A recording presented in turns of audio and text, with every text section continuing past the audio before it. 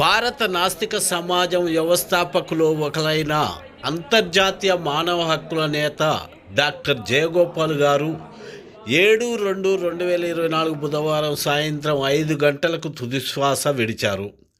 ప్రజలు దేవుడు, దయ్యము, మంత్రతంత్రాల బానిసలై బతుకుతున్న కాలంలో 1972 ఫిబ్రవరి 13న భారత నాస్తిక సమాజాన్ని ఏర్పాటు చేసుకున్నారు. ఒక తెలుగు రాష్ట్రంలోనే కాదు, చుట్టూ ఉన్న 6 రాష్ట్రాలకు తమ సైన్యాన్ని విస్తరింపజేసి మూఢనమ్మకాలపై ప్రజలను చైతన్యపరిచిన సామాజిక విప్లవకారులు తన అంతిమ యాత్రలో ఎలాంటి మతభావజాలముగా లేకుండా పూర్తిగా సైంటిఫిక్గా కారణం చేసినారు భారత నాస్తిక సమాజం వాళ్ళు. ముఖ్యంగా అక్కడికి వచ్చిన వారు శ్రీరామ్మూర్తి, నూకరాజు, మల్లేశం, ఉప్పులేటి, రాకేష్, మౌర్య మొదలగు వారు చాలామంది వచ్చి అంతిమయాత్రలో పాల్గొన్నారు, వాళ్ళ కుటుంబ సభ్యులతో సహా. జోహార్లు డాక్టర్ జయగోపాల్ గారికి.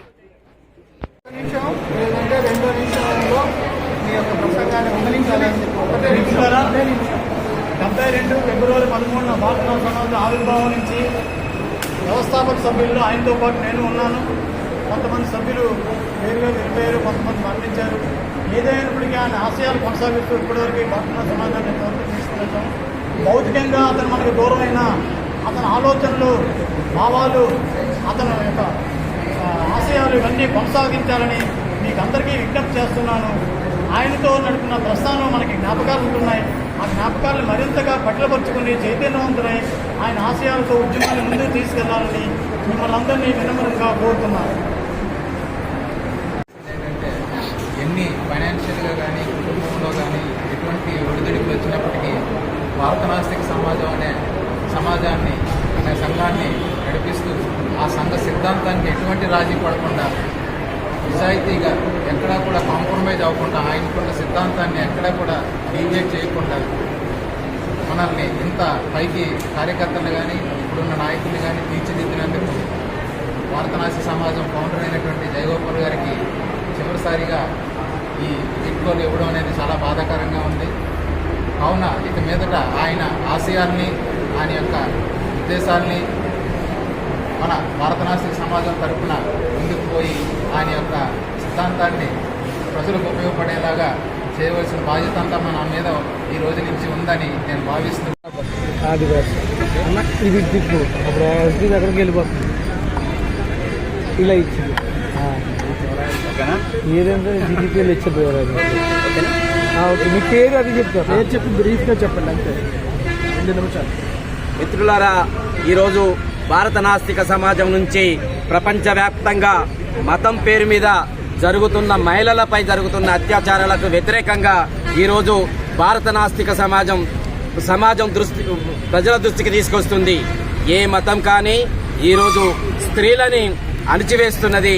అది హిజాబ్ పేరు మీద కావచ్చు, మతాన్ని ప్రోత్సహించే పేరు మీద కావచ్చు, ఎక్కడ చూసుకున్నప్పటికైనా మన దేశంలో కూడా మహిళలపైన, దళితులపైన, ఆదివాసులపైన మన దేశంలో కూడా జరుగుతుంది. ప్రపంచవ్యాప్తంగా చూసుకున్నప్పుడు ఈరోజు ఇరాన్లో మహిళలపై జరుగుతున్న దాడుల్ని భారత నాస్తిక సమాజంగా మేము ఖండిస్తున్నాము. అదే క్రమంలో గాజాలో ఇజ్రాయెల్ చేస్తున్న సామూహిక మానవ హననాన్ని కూడా వ్యతిరేకిస్తున్నాం.